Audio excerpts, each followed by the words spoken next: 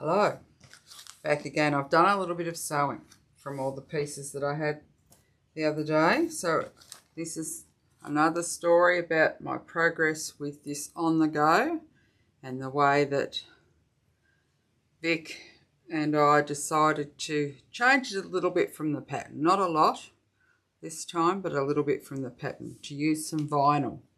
So this is where I've changed it. And this is my zip gusset, and I've got vinyl on the outside and I've got the lining on the inside. Now, I think I spoke about that I plan on putting this piece of Decaville heavy in here. I don't even adhere it, so I put it in. I'll do that now so I can show you what I'm doing. I simply put it in place between the lining and the outer, and I clip it in place, and that will it gives it just that little bit of body that it needs. Otherwise, I find without it the gusset squashes in on itself. The vinyl doesn't have quite enough stability, and that's what we do. We add stabilizer and interfacing to change how the fabric works for us and feels for us. And I want to keep this out of the seam allowance because I don't want Decaville in the seam allowance. So I've got this. I also did iron a little bit of woven, get in there, that's not in properly, woven interfacing on the back of the fabric for the lining for the gusset pieces, so that they also had a bit of extra stability.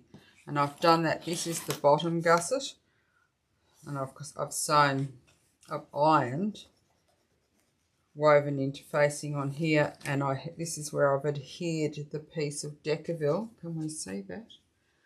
Adhered the piece of Decaville to the center of the bottom gusset, so that goes around the bottom of the on the go. So I will join these into a loop and trim them to size because this is a bit big. You can see here I talked about how much of the zip tape we actually see, and it's not that much. So that's what I've done with that. What else have I got? This is the front of the on the go, so it has this ID pocket, and that's it. I've also put the rivet magnet on here, so you can see that at the back, the rivet's there. I had a placement mark for it, so I put that on. This is the back. So these two are the same size. So this is the back with a slip pocket. And on the inside there are 3 card slots. I've got marks here that I did with the friction pen. So if I go to the ironing board and iron that, they will become invisible. I've also attached the flap, which in the finished project will, there we go, will come down here.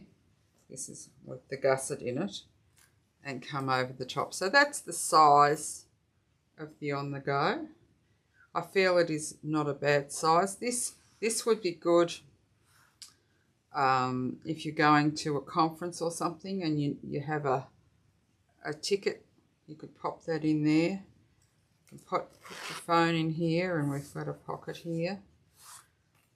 The reason I put the magnet on is that the rivet's inside that pocket.